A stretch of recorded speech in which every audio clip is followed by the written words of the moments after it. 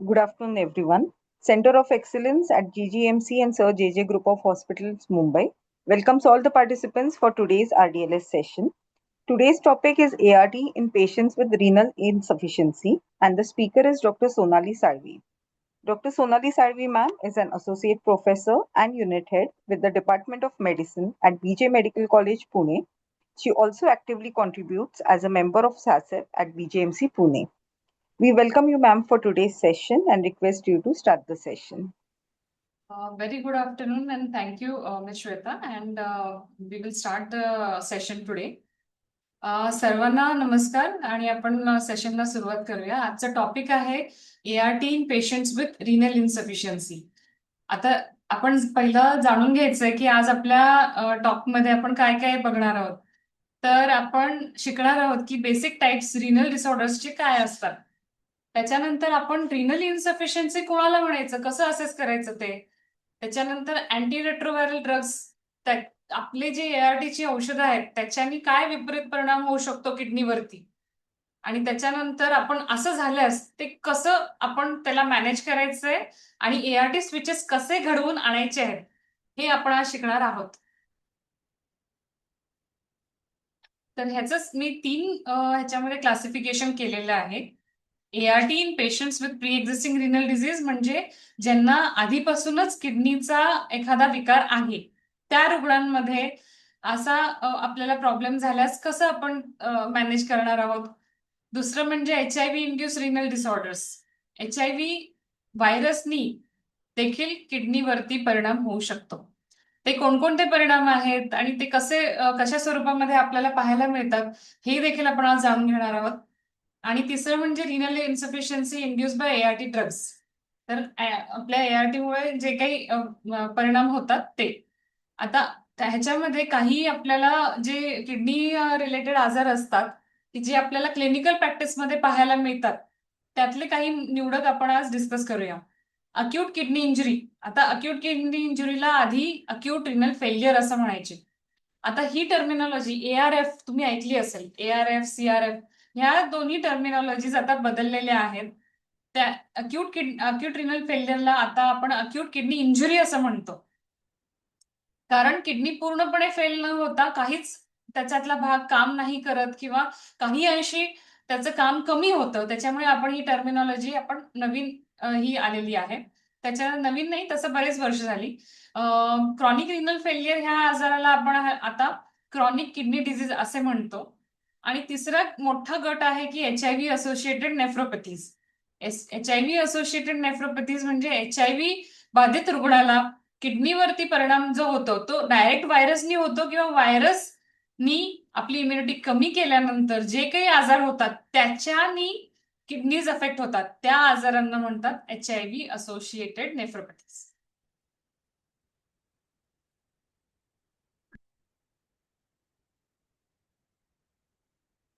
आता एके आहे, आपण बघूया अक्यूट किडनी इंजुरी ह्याची व्याख्या काय आहे. Abrupt decrease in kidney function that includes but is not limited to acute renal failure. Abrupt decrease म्हणजे पटकन किडनीची जी फंक्शनिंग असते, म्हणजे किडनीचं जे काम चालू असतं ते अचानकपणे कमी होतं. म्हणजे काय होतं की रुग्णाला लघवीचं प्रमाण कमी होऊ शकतं किंवा लघवीचं प्रमाण कमी नसेल पण क्रिएटिनिन व्हॅल्यू त्याची वाढलेली असते. असे अनेक स्वरूपांमध्ये हे आजार आपल्याला दिसू शकतात. तर त्याला रायफल क्रायटेरिया वापरलेले आहेत. आपण हे का वापरतो क्रायटेरिया, कारण आपल्याला कळायला हवं किती किडनीचं किती नुकसान झालेलं आहे, रुग्णाची किडनी कितीपर्यंत कार्यरत आहे, हे आपल्याला कळतं रायफल क्रायटेरिया वापरून. आणि त्याचं आपण स्टेजिंग करतो. आता स्टेजिंग मध्ये काय असतं की रिस्क आपण त्याची किती आहे, म्हणजे त्या पेशंट आता सुरुवातीच्या स्टेजमध्ये आहे की किडनी पूर्णपणे फेल झालीये, पूर्ण किडनीचं फंक्शन कमी झालंय, की आता end stage renal disease. End stage renal disease म्हणजे आता काहीही किडनीचं कामकाज उरलेलं नाही. अशा स्वरूपामध्ये जेव्हा आपण असेस करतो तर त्याच्याने आपल्याला त्याची सिव्हिरिटी लक्षात येते. तर पहिल्या स्टेजमध्ये क्रिएटिनिन व्हॅल्यू ही 1.5 होते किंवा GFR. आपण GFR कसा कॅल्क्युलेट करतो, तर आपल्याकडे मी पुढे घेणार येते. तर आपल्याकडे फॉर्म्युला आहे आणि तो फॉर्म्युला आपण कॅल्क्युलेट करत बसलं तर खूप वेळ लागतो. तर त्यामुळे काही कॅल्क्युलेटर्स आहेत ते आपण डिस्कस करणार आहोत. तर GFR मोर दॅन 25% असेल आणि युरिन आउटपुट लेस दॅन 0.5 ml पर केजी पर आर, म्हणजे पर केजी म्हणजे पेशंटचं बॉडी वेट घ्यायचं आहे आपल्याला, तर 0.5 ml per kg per hour into 6 hours. जर ह्याच्यापेक्षा कमी युरिन जर पेशंट पास करत असेल तर ते देखील ह्या व्याख्येत मोडतं. तसंच पुढच्या स्टेजिंग्स आहेत, Serum creatinine more than 2 times जे काही नॉर्मल आहे. आधी आपण 1.5 टाइम्स दी अप्पर लिमिट बघितलं, त्याच्यानंतर 2 टाइम्स अप्पर लिमिट, त्याच्यानंतर 3 टाइम्स अप्पर लिमिट, आणि फोर्थ स्टेजमध्ये complete loss of kidney function more than 4 weeks. 4 आठवडे झाले आणि किडनीचं काम पूर्ण बंद असेल तर त्याला आपण स्टेज 4 मध्ये आपण त्याचं कॅटेगरायझेशन करतो. आणि स्टेज 5 म्हणजे complete loss of kidney function, म्हणजे किडनीचं काम बिलकुल होत नाही, अशा अवस्थेमध्ये 3 महिने जर रुग्ण असेल तर त्याला आपण एंड स्टेज रिनल डिझीज म्हणतो. तर या व्याख्या मी मुद्दाम थोड्या स्पष्टीकरण करून सांगितलं, कारण बऱ्याच वेळेला फिजिशियन्स हे लिहित असतात पेपरवरती की पेशंट ESRD आहे, एंड स्टेज रिनल डिझीज आहे. आता तो एंड स्टेज रिनल डिझीज कोणाला म्हणायचं?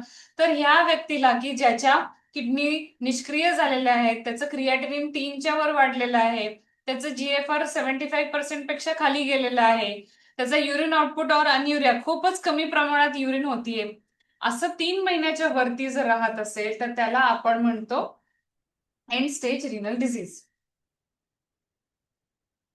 क्रॉनिक किडनी डिझीज, आता ही व्याख्या आहे की किडनीचा आजार की ज्याच्यामध्ये किडनीचं स्ट्रक्चर म्हणजे किडनीचं जे आपण म्हणतो ना की रचना, त्या रचनेमध्ये काही बिघाड झालाय का, किंवा फंक्शनिंग म्हणजे किडनीच्या रोजच्या दैनंदिन कामकाजात काही परिणाम झालेला आहे का, ती अबनॉर्मली काम करते का, आणि असं 3 महिने कमीत कमी असलं पाहिजे. तर आणि त्याचा होणारा शरीरावरती दुष्परिणाम हे देखील असलं पाहिजे. अशी कंडिशन जेव्हा असते त्याला आपण क्रॉनिक किडनी डिझीज असे म्हणतो. तर जसं मी मगाशी अक्यूट किडनी इंजुरीचं क्लासिफिकेशन सांगितलं, तसंच आपण हे GFR कॅटेगरायझेशन आहे. GFR कॅटेगरायझेशन मध्ये नॉर्मल व्यक्तीची किडनी ही 90% पेक्षा जास्त पर्सेंटेज असतं, आणि माइल्डली डिक्रीज जसं 60 to 90, 45 to 60, 30 to 44, सिव्हिअरली डिक्रीज म्हणजे 15 ते 29%, आणि किडनी फेल्युअर म्हणजे लेस दॅन 15%. तसंच आपण अल्ब्युमिन युरिया म्हणजे आपण युरिन अल्ब्युमिनची चाचणी जी करतो रुग्णाची, तर त्याच्यामध्ये क्वांटिटेटिव्ह आपण म्हणजे त्याच्यामध्ये प्रमाण फाइंड आउट करतो. आपण डिपस्टिकने जे करतो ते फक्त 1+2+ असा रिपोर्ट येतो, पण जेव्हा आपण क्वांटिटेटिव्ह युरिन एस्टिमेशन करतो आणि त्याच्यामधलं प्रमाण जर अल्ब्युमिनचं एक्सक्रीट करणं हे वाढलेलं असेल तर त्याच्याप्रमाणे आपण कॅटेगरायझेशन करतो. लेस दॅन 30 मिलीग्रॅम, 30 to 300 मिलीग्रॅम आणि मोर दॅन 300 मिलीग्रॅम असं क्लासिफिकेशन असतं. तर त्या क्लासिफिकेशन हे जे आहे क्लासिफिकेशन ह्याला आपण कॉज रिलेटेड क्लासिफिकेशन म्हणतो. आणि G1 to G5 ह्या ग्लोमेरुलर फिल्ट्रेशन रेट आहेत, म्हणजे ह्या ग्लोमेरुलर फिल्ट्रेशन रेट आपल्याला कॅल्क्युलेट करायचे आहे, प्लस अल्ब्युमिन युरिया म्हणजे युरिन मध्ये अल्ब्युमिनचं प्रमाण किती जात आहे हे आपल्याला युरिन टेस्ट वरून बघावं लागेल. आता HIV इंड्यूस रिनल डिसऑर्डर्स, आता हा तिसरा गट आहे. HIV इंड्यूस नेफ्रोपॅथी म्हणजे हिवॅन, युजली हा कोलॅप्सिंग टाईप असतो. म्हणजे हे जे टाईप्स आहेत हे आपण जे आता डिस्कस करतो हे फार मायक्रोस्कोपिक लेवलला, म्हणजे आपण किडनी बायोप्सी केल्यानंतर ह्याचं डायग्नोसिस आपल्याला मिळतं. हे आपण क्लिनिकली फार असं डायग्नोज करू शकत नाही, कारण आपल्याला एक्झॅक्ट पॅथॉलॉजी काय सुरू आहे हे आपण किडनीची बायोप्सी केल्यानंतर आपल्याला समजून येतं. तर त्याप्रमाणे ते हे जस्ट लक्षात ठेवा की एक प्रकार आहेत की पहिला प्रकार आहे collapsing focal segmental glomerular sclerosis. हा जो प्रकार आहे हा अतिशय कॉमन आहे आपल्या रुग्णांमध्ये. त्याच्यानंतर lupus like glomerular nephritis, IgA nephropathy, HIV associated thrombotic microangiopathy, podocytopathies, तसेच ऑपॉर्च्युनिस्टिक इन्फेक्शन जे तुम्हाला माहिती आहेत. ऑपॉर्च्युनिस्टिक इन्फेक्शन म्हणजे काय की जे आपली प्रतिकारशक्ती कमी झाल्यानंतर उद्भवणारे आजार आहेत की जे रुटीन इम्युनोकॉम्पिटंट, ज्याची इम्युनिटी चांगली आहे अशा व्यक्तीला नाही होत, पण ज्याची इम्युनिटी सप्रेस्ड आहे अशा व्यक्तीला होणारे व्हायरसेस म्हणजे सायटोमेगॅलो व्हायरस, मायकोबॅक्टेरियम, क्रिप्टोस्पोरिडियम, तसेच काही मॅलिग्नन्सीज, लिम्फोमा, कॅपोसी सार्कोमा, इव्हन ह्या ज्या मॅलिग्नन्सीज असतात, फॉर एक्झाम्पल लिम्फोमा, त्याचंही किडनी मध्ये इन्व्हॉल्वमेंट होऊ शकते. फार रेअर असतं, पण बऱ्याचशा मॅलिग्नन्सीज किडनीला इन्व्हॉल्व्ह करतात, आयदर डायरेक्टली किंवा मेटास्टासिस म्हणून. आता रिनल इन्सफिशियन्सी आपण कसं असेस करणार? त्याच्यासाठी आपल्याला कॉक्रॉफ गाउल्ट फॉर्म्युला आहे आणि सीकेडी ईपीआय गाईडलाईन्स आहेत. आता हे सीकेडी ईपीआय गाईडलाईन्स फारसं आपल्याला वापरायची वेळ येत नाही. आपण कॉक्रॉफ गाउल्ट फॉर्म्युला वापरला तरीही फार सफिशियंट आहे. आता हा आहे फॉर्म्युला. कॉक्रॉफ गाउल्ट फॉर्म्युला हा आहे पेशंटचा EGFR म्हणजे एस्टिमेटेड ग्लोमेरुलर फिल्ट्रेशन रेट, म्हणजे किडनी किती प्रमाणात फिल्ट्रेट्स रिसायकल करते किंवा फिल्ट्रेट्स बाहेर काढतीये ह्याचं प्रमाण आहे ते. सो कॉक्रॉफ गाउल्ट फॉर्म्युला मध्ये 140 मायनस एज, तर आपल्याला एज लागणार आहे पेशंटचं. त्याच्यानंतर पेशंट बॉडी वेट लागणार आहे. त्याच्यानंतर divided by 72 into Serum creatinine, म्हणजे 3 सोप्या गोष्टी आपल्याला लागणार आहेत याकरिता. ते आहे पेशंटचं वय, त्याचं बॉडी वेट आणि त्याचं सिरम क्रिएटिनिन व्हॅल्यू. आणि ही जी व्हॅल्यू येईल त्या व्हॅल्यूला आपल्याला फिमेल पेशंट असेल तर मल्टिप्लाइड बाय 0.85 आणि मेल पेशंट असेल तर ती फिगर तशीच्या तशी आपल्याला जे काही आपला लेफ्ट साईडला फॉर्म्युला दिसतोय तो तसाच्या तसा आपल्याला वापरून त्याची व्हॅल्यू काढायची आहे. फक्त फिमेलच्या बाबतीत आपल्याला ती जी काही व्हॅल्यू येईल त्याला 0.8 नी मल्टिप्लाय करायचं आहे आणि हे येतं ml पर मिनिट मध्ये. तर काही ऍप्लिकेशन्स आहेत, मेडस्केप, एमडीकॅल, तसंच आपल्या नॅकोचा एक टूल आहे, ते पण मी दाखवणार आहे. नॅकोचं एक टूल आहे, नॅको टूल. मला वाटतं ऍप्लिकेशन आपल्यापैकी बऱ्याच जणांनी ते डाउनलोड केलेलेही असेल. ते वापरून सुद्धा आपण क्रिएटिनिन क्लिअरन्स काढू शकतो इझिली. फक्त ह्या व्हॅल्यूज टाकायच्यात आपल्याला, काही मल्टिप्लिकेशन ऍडिशन काही करायचं नाहीये. त्या व्हॅल्यूज टाकल्या, एज, बॉडी वेट आणि पेशंटचं जेंडर आणि क्रिएटिनिन व्हॅल्यू, ह्या व्हॅल्यूज टाकल्यानंतर डायरेक्टली आपल्याला EGFR किंवा क्लिअरन्स, क्रिएटिनिन क्लिअरन्स ज्याला आपण म्हणतो, ती व्हॅल्यू मिळणार आहे. आता हे सगळं करून आपल्याला काय करायचं, तर आपल्याला पेशंटला क्लासिफाय करायचं आहे. तसंच आपल्याला पुढील काही जे चेंजेस करायला लागणार आहेत, पेशंटच्या रेजिमेंटमध्ये जे आपल्याला बदल करावे लागणार आहेत, त्याकरिता आपल्याला ह्या सगळ्या गोष्टी आवश्यक आहेत. तर चॉईस ऑफ अँटीरेट्रोव्हायरल ड्रग्स. आता किडनीचा आजार असलेल्या व्यक्तीला आपण कोणकोणते अँटीरेट्रोव्हायरल ड्रग्स देणार, हे तितकंच महत्वाचं आहे. कारण त्याच्यासाठी आपल्याला प्राथमिक माहिती हवी की पेशंट फर्स्ट लाईनवर आहे की सेकंड लाईनवर आहे. त्याच्यानंतर आपला पेशंट ज्या गोळ्या घेतोय त्यांचा प्रोफाईल नेफ्रोटॉक्सिक प्रोफाईल मध्ये येतो का, त्या गोळ्यांनी नेफ्रोटॉक्सिटी म्हणजे किडनीवर डॅमेज होतो का, ह्या सगळ्या प्रश्नांची उत्तरं आपल्याला द्यायची आहेत. तर अँटीरेट्रोव्हायरल ड्रग्स कॉझिंग रिनल इन्सफिशियन्सी, ज्या ज्या काही गोळ्या आहेत की ज्याच्यानी किडनीवरती दुष्परिणाम होतो, तर अँटीरेट्रोव्हायरल्स मध्ये येतात टिनॉफविर नंबर 1, जे आपण वापरतो, आपण दैनंदिन ह्याच्यामध्ये वापरत असतो टिनॉफविर. तर टिनॉफविर हे फर्स्ट लाईन रेजिमेंट मध्ये पण आहे, काही सेकंड लाईन रेजिमेंट्स मध्ये पण यूज केलं जात आहे. त्याच्यानंतर आहे इंडिनाविर. इंडिनाविर आपल्या अँटी रेट्रोव्हायरल प्रोग्राम मध्ये नाहीये, पण तरी सुद्धा याची माहिती असू दे, कारण प्रायव्हेटचा एखादा पेशंट तुमच्याकडे येऊ शकतो. अॅटाझनाविर. अॅटाझनाविर आपलं सेकंड लाईन रेजिमेंट आहे, काही ऑल्टरनेट फर्स्ट लाईन रेजिमेंट मध्ये सुद्धा आहे. सिडॉफोविर, ॲडिफोविर, झिडोवुडिन आपल्या वापरात आहे. सिडॉफोविर, ॲडिफोविर आणि डिडानोसिन ह्या गोळ्या आपल्या वापरात फारशा नाही आहेत. आता इव्हन प्रायव्हेट सेक्टरमध्ये त्यांचा वापर तसा कमीच आहे. अदर ड्रग्स, कोट्रायमॉक्सिसॉल, एसायक्लोव्हिर, गॅनसायक्लोव्हिर, ही औषधं आपण, कोट्रायमॉक्सिसॉल तुम्ही न्यूमोसिस्टिस जिरोवेकी न्यूमोनियासाठी ज्यांचा CD4 350च्या खाली आहे त्यांना आपण देतो. 350 CD4च्या खाली जो आहे, जे रुग्ण आहेत त्यांना आपण कोट्रामॅक्सिसॉल चालू करतो आणि तो तसाच बऱ्याच रुग्णांना जोपर्यंत तो वाढत नाही तोपर्यंत आपण चालू ठेवतो. एसायक्लोव्हिर आणि गॅनसायक्लोव्हिर ही औषधं, एसायक्लोव्हिर आपण हर्पीस ग्रुप ऑफ व्हायरसेससाठी वापरतो आणि गॅनसायक्लोव्हिर हे आपण सायटोमेगलो व्हायरससाठी वापरतो. ही सगळी औषधं जी आहेत त्यांचा किडनीवरती विपरीत परिणाम होऊ शकतो. प्रत्येकाला होईलच असं नाही आणि असा कोणताही टूल नाहीये की ज्याच्याने आपल्याला कळू शकेल की ही औषधं ह्या व्यक्तीला देऊ शकतो का किंवा नाही देऊ शकत, किंवा दिल्यानंतर काही दुष्परिणाम उद्भवणार आहेत का. ही सगळी आपण कॅल्क्युलेशन्स आपण पेशंटला बघून नाही करू शकत, ते रुग्णाला झाल्यानंतर कळतात. पण एक आपण लक्षात ठेवायचंय थंब रूल, की ज्या व्यक्तीला किडनीचा ऑलरेडी आजार आहे त्या व्यक्तीला ही औषधं आपण टाळायची आहेत. ही औषधं आपण देऊ नयेत.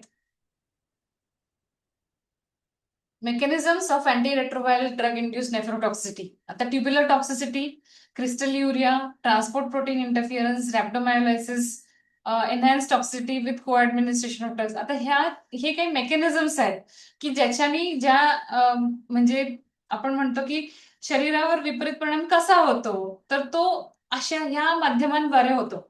ट्युब्युलर टॉक्सिटी म्हणजे काय, की ट्युब्युल्स, रिनल ट्युब्युल्स ज्याच्याद्वारे लघवी तयार होते आणि ती बाहेर पडते शरीरामार्फत, त्या ट्युब्युल्स त्या आपल्या शरीरात फार महत्वाचं काम करतात आणि नेमकं ह्याच ठिकाणी ह्या आपल्या अँटीरेट्रोव्हायरल ड्रग ज्या ARTची औषधं आहेत त्यांचा दुष्परिणाम ह्याच लेवलला पाहायला मिळतो. तसंच क्रिस्टल्युरिया म्हणजे एखाद्याला मूतखड्यांचा त्रास आहे किंवा एखाद्यामध्ये व्यक्तीमध्ये क्रिस्टल्स तयार होण्याची टेंडन्सी जास्त असते. अशा रुग्णांमध्ये सुद्धा क्रिस्टल्स प्रेसिपिटेट होतात. थोडक्यात काय, की छोटे छोटे खडे असतात. क्रिस्टल्स म्हणजे छोटे छोटे स्टोन्स असतात की जे प्रेसिपिटेट होतात आणि ते किडनीच्या कामामध्ये अडथळा निर्माण करतात. तसेच बाकीचे मेकॅनिझम रॅप्डोमायोलायसिस, पिगमेंट म्हणजे पिगमेंट जमा होतं किडनीच्या ट्युब्युल्समध्ये आणि त्यामुळे ट्युब्युलमध्ये एक्सक्रिशन होत नाही. तसेच आपण काही औषधं जी आहेत की जी पेशंटला ऑपॉर्च्युनिस्टिक इन्फेक्शनसाठी दिलेली आहेत, ती औषधं वापरल्यानंतर सुद्धा पेशंटला हा प्रॉब्लेम येऊ शकतो. त्यामुळे आपल्याला नुसतंच ART वरती लक्ष केंद्रित नाही करायचं, तर आपल्याला इतरही औषधं काही चालू आहेत का रुग्णाला तेही पाहायचंय आपल्याला. आता हे मी जसं म्हणाले मगाशी तेच काही मेकॅनिझम्स आहेत, तर त्याच्याबद्दल आपण ऑलरेडी डिस्कस केलेलं आहे. आता डोल्युटेग्रेव्हिर जे आहे, डोल्युटेग्रेव्हिर हे डायरेक्टली किडनीवर परिणाम करत नाही. पण ते tubular secretion of creatinine. Creatinine हा एक एक्सक्रिटरी प्रॉडक्ट आहे. आपलं युरिया मेटाबॉलिझम जर तुम्हाला आठवत असेल तर त्याच्यामध्ये क्रिएटिनिन हे प्रोटीनचं एंड प्रॉडक्ट आहे. प्रोटीन्स ब्रेकडाऊन कसे होतात तर ते क्रिएटिनिन ह्या स्वरूपात एक्सक्रीट होतात आणि ते ट्युब्युलर सिक्रेशन क्रिएटिनिनचं थोडंसं इनिबिट होतं डोल्युटेग्रेव्हिरनी. तर त्याच्यामुळे थोडंसं सिरम क्रिएटिनिन वाढू शकतं आणि हे जर आपण इन्युलिन किंवा सिस्टॅटिन C मेथडनी वापरलं तर ते क्रिएटिनिन जी व्हॅल्यू नॉर्मल येऊ शकते. तर हा जो काही पॅथॉलॉजिकल इफेक्ट नाही आहे, हा रिव्हर्सिबल इफेक्ट आहे. तर त्याच्यामुळे शक्यतो जर आपल्याला म्हणजे पेशंटचं EGFR एस्टिमेट करायचं असेल तर सिस्टॅटिन C मेथडनी जर आपण क्रिएटिनिन काढलं तर त्याचा डोल्युटेग्रेव्हिरमुळे जो होणारा परिणाम असतो क्रिएटिनिन लेवलवरती, तर तो आपल्याला टाळता येतो. आणि अशा व्यक्तीस काही डोस रिडक्शनची गरज नसते किंवा डोस ऑल्टरेशनची गरज नसते. हा ऍक्च्युली फार कॉमनली पाहिला जात नाही, पण तरी सुद्धा एखाद्या केसमध्ये की ज्याच्यामध्ये काहीच ऑब्व्हियस आयडेंटिफायबल कॉज नाहीये, तरी सुद्धा आपण ही कन्सिडरेशन ठेवू शकतो. आता आपल्या सर्वात महत्वाच्या टॉपिक वरती आपण जाऊया, टिनोफोव्हिर टॉक्सिटी. आता टिनोफोव्हिर हे ड्रग आहे की नेफ्रोटॉक्सिसिटी साठी फार आपण ह्याचा अनुभव आपल्याला असेल. नेफ्रोटॉक्सिटी म्हणजे डायरेक्टली होणारा किडनीवरती परिणाम, जसं आपण ऑलरेडी मेकॅनिझम त्याचं डिस्कस केलेलं आहे. तसंच बोन आणि लिव्हर म्हणजे हाडांवरती परिणाम होतो आणि लिव्हरवर देखील परिणाम होऊ शकतो. पण हे बोनवर होणारा परिणाम जो आहे तो फार लेट स्टेजमध्ये युजली लक्षात येतो, कारण रुटीनली पेशंटचं बोन मिनरल डेन्सिटी केलं जात नाही. तर त्याच्यामुळे हा प्रॉब्लेम लेट लक्षात येतो की जेव्हा पेशंटला एव्हॅस्क्युलर नेक्रोसिस सारख्या म्हणजे हिप जॉईंटमध्ये, खुब्याच्या जॉईंटमध्ये जे एव्हॅस्क्युलर नेक्रोसिस होतं ते झाल्यानंतरच अशा गोष्टी लक्षात येतात. तर त्याच्यामुळे आपल्याला फार काळजी घ्यावी लागेल. पेशंटची हिस्ट्री घेताना ज्यांना स्पेशली बोन पेन्स आहेत किंवा मायल्जियाज आहेत, पेशंटला उठता बसता त्रास होतो असं म्हणणं आहे, त्या व्यक्तींना खास करून स्क्रीन करणं अतिशय आवश्यक आहे. सिम्पटम्स काय असू शकतात टिनोफोव्हिर टॉक्सिटी? सिम्पटम्स हे प्रत्येक व्यक्तीमध्ये असणं गरजेचं नाही. प्रत्येक व्यक्तीला सिम्पटम्स असायला पाहिजेत असं मॅन्डेटरी नाही. आपल्या स्क्रीनिंग पद्धती त्यामुळे आपण जसं क्रिएटिनिनची व्हॅल्यू आपण एस्टिमेट करतो रुग्णांची आपल्या LFTs आणि बाकी टेस्ट सोबत, तर त्याच वेळी आपल्याला क्रिएटिनिन क्लिअरन्स काढणं गरजेचं आहे. तरी पण काही रुग्णांमध्ये सिम्पटम्स येतात. रिड्यूस ॲपेटाइट, भूक कमी लागणे, अशक्तपणा येणे, अंग दुखणे, नॉशिया, व्हॉमिटिंग, उलटी मळमळ होणे. फक्त काही सिव्हिअर केसेसमध्ये की ज्यांचं फार फार जास्त पुढे आजार गेलेले आहेत त्यांच्यामध्ये लघवीचं प्रमाण कमी होतं, दम लागतो, अशा अशा केसेस फार ऍडव्हान्स केसेस असतात आणि अशाच रुग्णांमध्ये युजली डायलिसिस करायची गरज पडू शकते. त्यामुळे शक्यतो आपल्याला ह्या स्टेजपर्यंत जाईपर्यंत वाट पाहायची नाहीये. सुरुवातीची लक्षणं आढळल्यास आपल्याला रुग्णाची क्रिएटिनिन तपासणी ताबडतोब करून घ्यायची आहे. आता को मेडिकेशनची हिस्ट्री, जसं मी मगाशी सुद्धा म्हणाले, जॉईंट पेनसाठी अनेक लोक NSAIDs over the counter drugs घेत असतात. म्हणजे कोणी ब्रुफेन खाल्ली, कोणी निमेसुलाइड घेऊन खाल्ली. असं जे असतं ते आपल्याला आपल्या औषधांसोबत इतर काही औषधं पेशंट घेतोय का किंवा त्यांना दिली जातात का प्रायव्हेट प्रॅक्टिशनर कडून, ह्याची देखील माहिती घ्यायची आहे. ॲब्डॉमिनल टेंडरनेस, सिरम अमायलेज लेवल आपल्याला त्यासाठी करायची आहे, कारण आपल्याला पॅनक्रियाटायटिस सुद्धा असू शकेल पेशंटला. मसल आणि बोन टेंडरनेस असं मी म्हणाले, इन्क्रीज टेंडन्सी टू फ्रॅक्चर्स, हे जे काही लक्षणं आहेत ही सगळी बोन डॅमेज, टेनोफोर इंड्यूस बोन डॅमेजची आहेत.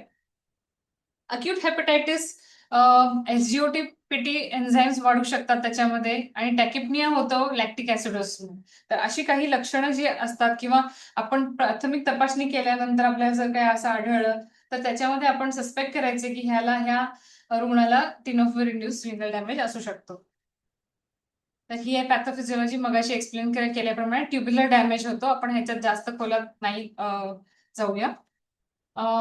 आता हा फॅन्कोनी सिंड्रोम असतो, त्याला फॅन्कोनी सिंड्रोम असं नाव आहे आणि स्पेशली रिनल ट्युब्युलर ऍसिडोसिस, ग्लायकोसिरिया म्हणजे शुगर युरिन मधून एक्सक्रीट होते, पण ब्लड शुगर जर पेशंटची आपण बघितली तर ती नॉर्मल असते. तसंच डिपस्टिक वरती अमायनो ऍसिड्स पॉझिटिव्ह येऊ शकतात. सिरम फॉस्फरस लेवल हे खूप चांगलं मार्कर आहे. सिरम फॉस्फरस कमी होणे हे एक लक्षण आहे टिनोफिल इंड्यूस रिनल डिस्फंक्शनचं. युरिक ऍसिड लेवल कमी होणं आणि तसेच प्रोटीन्स प्लस येऊ शकतात, 1+ येऊ शकतात, 1+, 2+. क्लिनिकल फीचर्स आधीच आपण डिस्कस केलेले आहेत. आणि ग्रेडिंग ऑफ टिनोफिल टॉक्सिटी, आता आपण ग्रेडिंग म्हणजे ग्रेड 1 आहे, ग्रेड 2, ग्रेड 3 किती सिव्हिअर आहे हे आपण rise in Serum creatinine about baseline. Suppose पेशंटचं क्रिएटिनिन 1 आहे आणि ते आता 1.5 झालेलं आहे किंवा 0.7 होतं तर 1.2 झाले, त्यालाही महत्व आहे. तर ते ग्रेड 1 होईल. 2.1 to 3 ग्रेड 2, 3.1 to 6 हे ग्रेड 3 मध्ये मोडतो. आता इन्व्हेस्टिगेशन आपण काय काय करणार ते आपण ऑलरेडी डिस्कस केलंय. कॉकर ऑफ गाउट फॉर्म्युला आपण काढणार, त्याच्यामध्ये आपण क्रिएटिन क्लिअरन्स कॅल्क्युलेट करणार, त्याच्यानंतर डिपस्टिक, युरिन मायक्रोस्कोपी करणार आपण, युरिक ऍसिड, कॅल्शियम, फॉस्फरस ह्या व्हॅल्यूज आपण कॅल्क्युलेट करणार. तर मॉनिटरिंग मध्ये HIV medicine association of the IDSA त्यांनी रेकमेंड केलंय की एव्हरी 6 मंथ्स रिनल फंक्शन व्हायला पाहिजे. आपण युजली 3 महिन्यांनीच करतो. Serum phosphorus, proteinuria, glycosuria in patients with tenofovir with GFR less than 90, other comorbid diseases and co-treated with protease inhibitors. अशा काही conditions असतील तर आपल्याला त्याच्यापेक्षा कमी मॉनिटरिंग देखील लागू शकतं, कमी वेळा म्हणजे एव्हरी 3 मंथ्स देखील आपल्याला लागू शकतो. मॅनेजमेंट आता कसं करायचं आहे, आपल्याला पेशंट कसा मॅनेज करायचा आहे, तर पहिलं तर आपल्याला कारण जाणून घ्यायचंय की ते पेशंटला काही ऍडिटिव्ह फॅक्टर्स आहेत का, की प्रीडिस्पोजिंग फॅक्टर्स आहेत का, की डायरिया पेशंट इतके दिवस टिनोफोविर घेतोय पण त्याला इतके दिवस झालं नाही पण आता अचानकपणे क्रिएटिनिन वाढलं, तर ते टिनोफोविरमुळे आहे का की त्याच्या अंडरलाईन कंडिशनमुळे आहे. तर बऱ्याच वेळेला डायरियामुळे डिहायड्रेशन होतं, डिहायड्रेशनमुळे सुद्धा रिनल फंक्शन्स डिरेंज होतात. तर त्यामध्ये आपल्याला चेक करायचं आहे की पेशंटचं व्हॉल्यूम स्टेटस काय आहे. तर पेशंटचं व्हॉल्यूम स्टेटस, पेशंट डिहायड्रेटेड असेल तर त्याला आपल्याला फ्लुइड रिप्लेसमेंट द्यावी लागेल. तसंच जर पेशंटला डायुरेटिक्स चालू असतील तर आपल्याला पेशंटला फ्लुइड ओव्हरलोड मध्ये असेल तर पेशंटला आपल्याला डायुरेटिक्स द्यावे लागतील. तर काय कंडिशन आहे, पेशंटचं व्हॉल्यूम स्टेटस हे नीट असंच झालंय की नाही आपल्याला चेक करायचं आहे. तर त्याच्यानंतर आपल्याला पेशंटची असेसमेंट करायची आहे. Electrolyte and acid base correction, anaemia correction आणि न्यूट्रिशन सप्लिमेंटेशन. इलेक्ट्रोलाइट्स फार महत्वाचे आहेत कारण त्याच्यामध्ये पोटॅशियम, आता पोटॅशियम जर वाढू लागलं तर त्याचं इंडिकेशनच पूर्णपणे वेगळं आहे.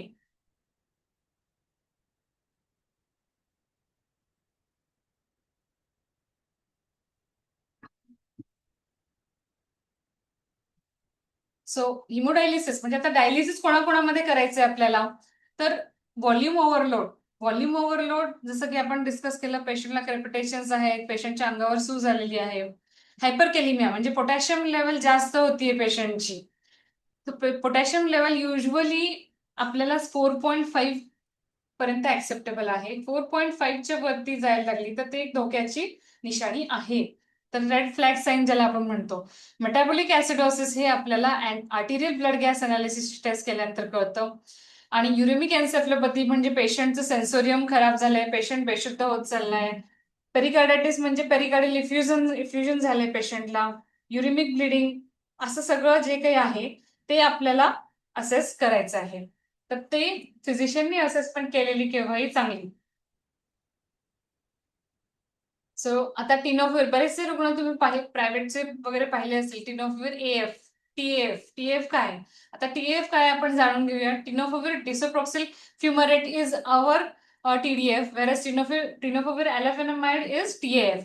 आता टिनोफिवर आपलं जे आहे अंडर नायको that achieves higher plasma and lower intercellular tenofovir concentration, more nephrotoxicity, risk of hepatotoxicity and lactic acidosis rate जास्त आहे. वेरॅज टिनोफिवर अॅलाफेनामाइड जे आहे त्याची प्लाझ्मा कॉन्सन्ट्रेशन जी आहे ती कमी आणि इंट्रासेल्युलर टिनोफिवर कॉन्सन्ट्रेशन जास्त असतात. त्यामुळे less bone and kidney related adverse events. Common adverse events are abdominal, back pain, headache, fatigue, cough, nausea. आणि त्याच्यानी रिसेंटली जो काही स्टडीजचा आपल्याकडे डेटा आलेला आहे त्याच्यामध्ये असं आढळलंय की लिपिड लेवल्स वाढू शकतात, फास्टिंग ग्लुकोज देखील वाढू शकते आणि मायोकार्डियल इन्फॉर्क्शनची रिस्क वाढू शकते. तर अशा काही गोष्टी आहेत की ज्याच्यामुळे ह्याची रिस्क वाढू शकते. त्यामुळे टिनोफिवर अॅलाफेनामाइड हे टोटली सेफ ड्रग नाही आहे. So when should tenofovir be stop? Avoidance of tenofovir, if जर आपण सुरूच करणार आहात, नव्याने रेजिमेंट चालू करणार आहात, तर EGFR 60च्या खाली असेल तर better to be avoided. In patients already on tenofovir, stop tenofovir if there is more than 25% decline in EGFR from baseline. म्हणजे पेशंटचा EGFR मोर देन 25% डिक्लाइन झाला असेल बेसलाईनच्या, किंवा EGFR लेस देन 60 झाला असेल तर त्या क्षणी आपण टिनोफिवर स्टॉप करू शकतो. आता रिनल रिकव्हरी कधी होते? टिनोफिवर बंद केल्यानंतर लगेच दुसऱ्या दिवशी आपण टेस्ट करायची का की क्रिएटिनिन नॉर्मल झालं का? तर नाही. तर after withdrawal of offending drug, regeneration of the proximal tubule occurs. तर प्रॉक्सिमल ट्युब्युलचं काम सुरळीत होण्याकरता काही महिने लागू शकतात आणि त्यानंतर सुद्धा रेसिड्युअल डिफेक्ट्स म्हणजे जो काही डॅमेज झालेला आहे त्यातलाही काही अंशी किडनीवर होणारा परिणाम हा परमनंट स्वरूपाचा असतो. त्यामुळे आपल्याला ह्या रुग्णांमध्ये काळजी घ्यावी लागते. तसेच आपले काही रुग्ण बघितलेत आपण की परमनंट डॅमेज झाल्यामुळे त्यांना कायमस्वरूपी मेंटेनन्स हिमोडायलिसिस वर आपल्याला त्यांना मॅनेज करावं लागतं.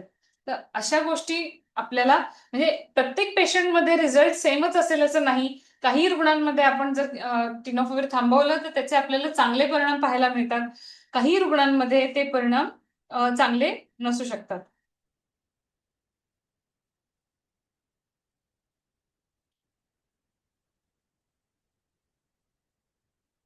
ART drugs not requiring dose adjustments. आता हेही जाणून घेऊया की कोणत्या ART ड्रग्सना डोस ऍडजस्टमेंटची गरज नसते. अबॅकाविर, ॲटाझॅनाविर, लोपिनाविर, रिटोनाविर, डॉलिटेग्रेविर, रॅल्टेग्रेविर, दारुनाविर ही सर्व औषधं आपण आपल्या डेली प्रॅक्टिसमध्ये वापरतो आणि ही रिनल सेफ आहेत. रिनल सेफ आहेत म्हणजे काय की त्यांचं एक्सक्रिशन किडनी मार्फत होत नसल्याने, त्यांचं लिव्हर मेटाबॉलिझम असल्यामुळे आपल्याला ही औषधं वापरता येतात. तर त्याच्यामुळे किडनीचा आजार झाला म्हणजे सगळं काही संपलं आणि औषधं कोणतीच चालणार नाहीत, हा काही लोकांना समज होतो. तो समज काही योग्य नाही.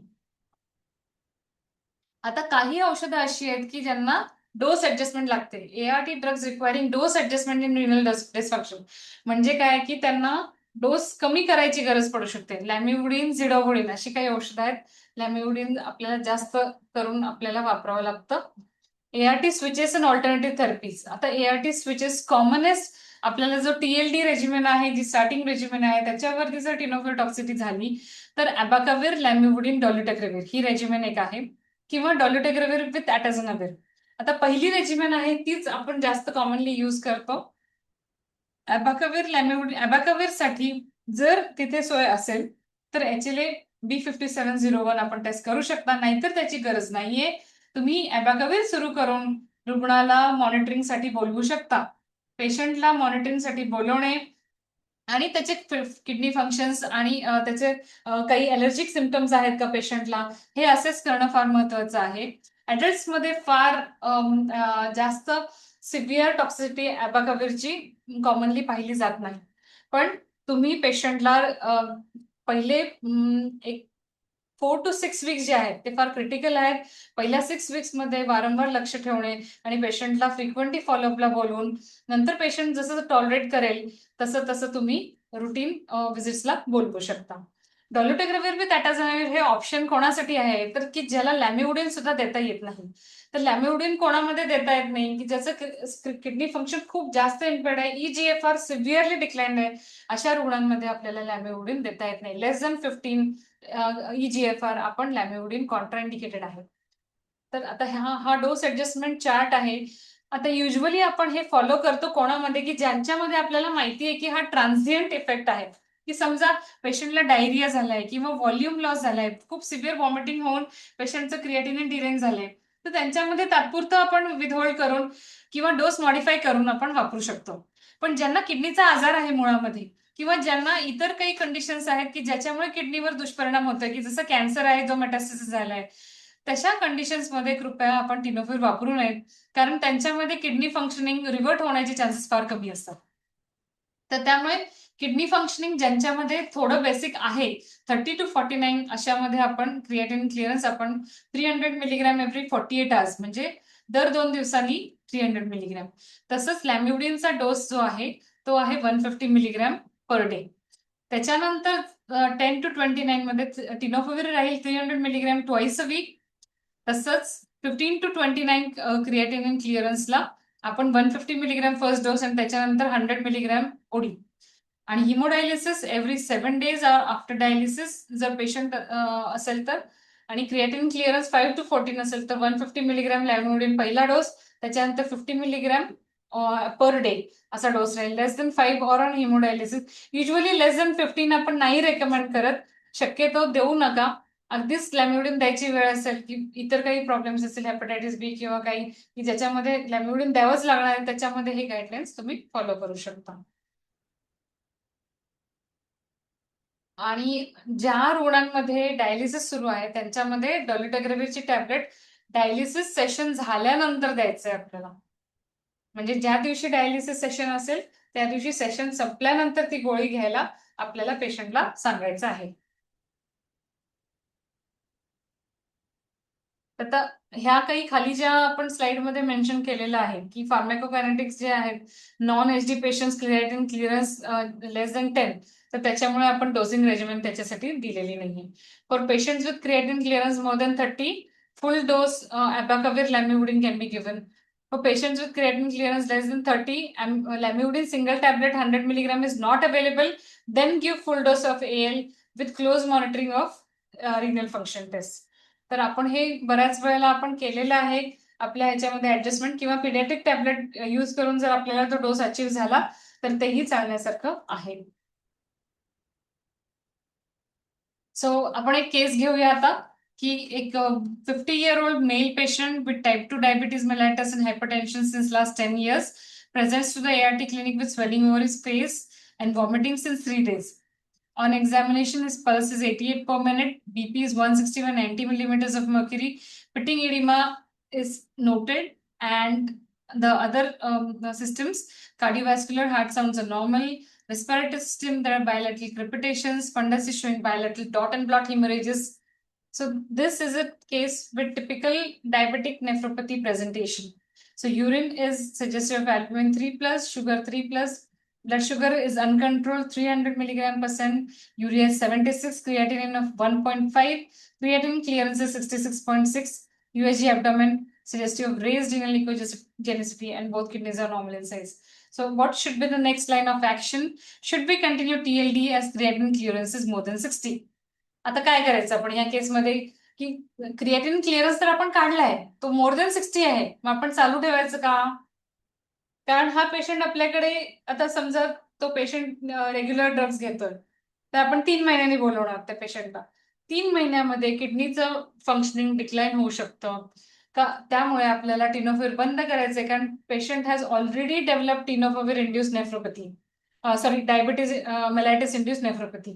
तर डायबेटिक नेफ्रोपॅथी जेव्हा पेशंटला असते तेव्हा ऑलरेडी स्ट्रक्चरल डॅमेज झालेला असतो. अशा रुग्णांमध्ये टिनोफिर बंद करून ऑल्टरनेटिव्ह ड्रग्ज आपण जर आत्ताच चालू केले तर टिनोफिरमुळे होणारा ऍडिशनल डॅमेज जो आहे तो आपल्याला टाळता येऊ शकतो. Start abacavir plus lamivudine plus dolutegravir as alternate first line therapy. Second option असं आहे की पेशंट जर रेग्युलर मॉनिटरिंगला येण्यासाठी तयार असेल तर आपण with close monitoring of renal functions drug सुरू ठेवू शकतो, पण हे अतिशय रिस्की आहे आणि ही रेकमेंडेड नाहीये, कारण आपल्याकडे ऑल्टरनेटिव्ह पर्याय उपलब्ध आहेत. 20-year-old female on TLD regimen presents to the ART clinic with history of loose motions, abdominal pain, and vomiting since 3 days.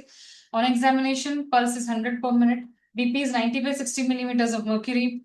Systemic examination is within normal limits. His weight is 50 kilograms. I'm sorry. Urine albumin is nil, sugar is nil. Stool is pus cells 2 plus, bacteria 1 plus, urea is 100, creatinine 1.8, creatinine clearance is 39.3. There's raised renal echogenicity on ultrasound, and both kidneys are normal in size. Now, what should be the next line of action? Should we continue TLD? So this patient seems to have acute kidney injury secondary to severe dehydration due to acute gastroenteritis. So correction of fluid volume deficit and review of RFTs. If RFTs return back to normal, restart TLD. So initially you will stop because the creatinine clearance has declined, and you have to review, correct the patient's volume deficit and review the RFTs. If the RFTs return back to normal, restart TLD. That is the best option for the patient. So these patients, the kidney dysfunction is transient and it is related to volume loss and not because of kidney structural or any functional problem directly related to kidney.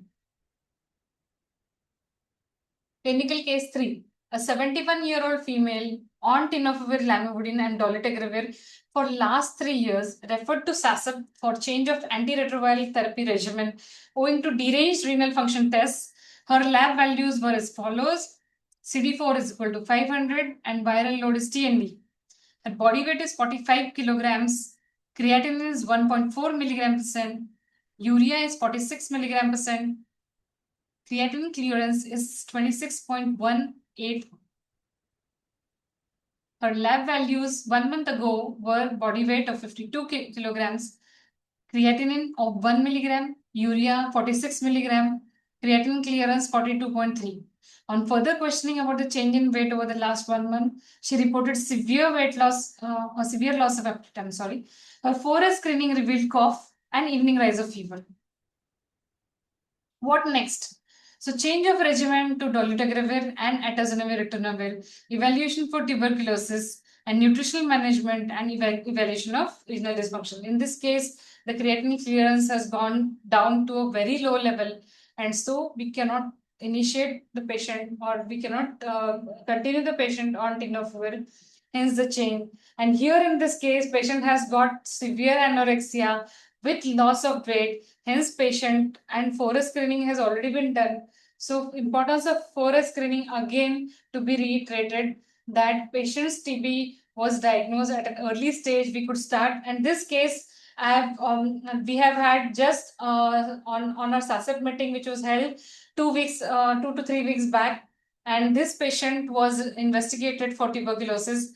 This patient was given good nutritional management, tuberculosis therapy was started, and so we could detect both the problems at the same time, and that is how we could manage this patient well. So it may not always be a renal disease, it could be other diseases which are causing low body weight, and low body weight can produce severe reduction in creatinine clearance. So that is why some literature says that creatinine clearance is still not the very best tool for assessment of renal dysfunction. But in antiretroviral therapy related practice, we have found that creatinine clearance still holds true, and we could prevent nephropathy or patients going to hemodialysis. Earlier, we used to get many patients referred for hemodialysis, but nowadays we are getting less patients because their creatinine clearance estimation is being done promptly. And I think all of you at the ART centers who are working tirelessly should be given this credit. So these are the references, national guidelines on HIV care treatment. Then we have certain other references, KDIGO, clinical practice guidelines, these are also very important. Then these are treatment guidelines for HIV app, the app which I mentioned earlier. This is the app developed by NACO.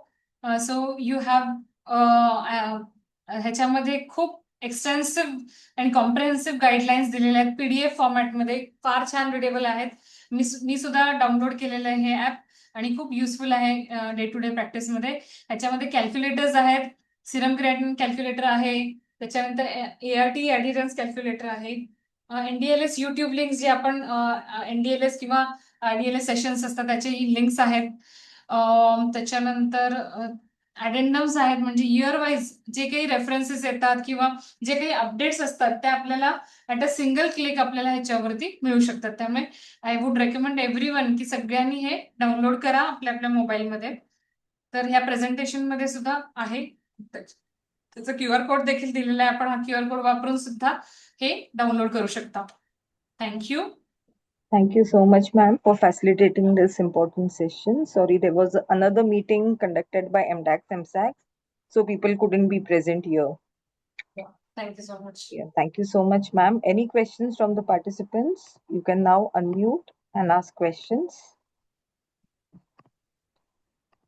काही प्रश्न असतील तर please तुम्ही आता mic unmute करू शकता आणि प्रश्न विचारू शकता.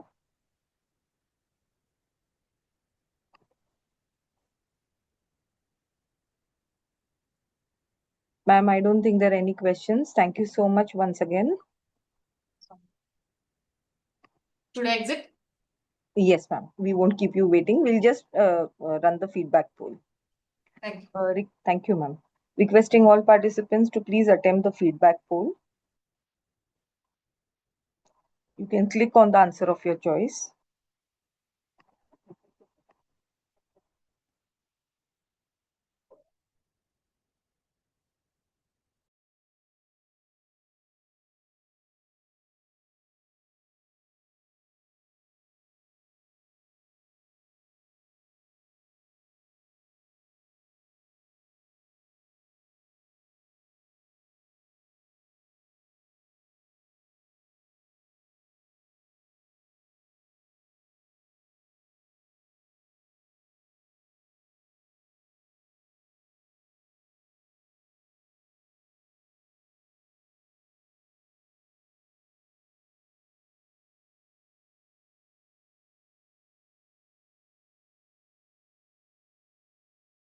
Requesting participants to attempt the feedback poll before leaving the session.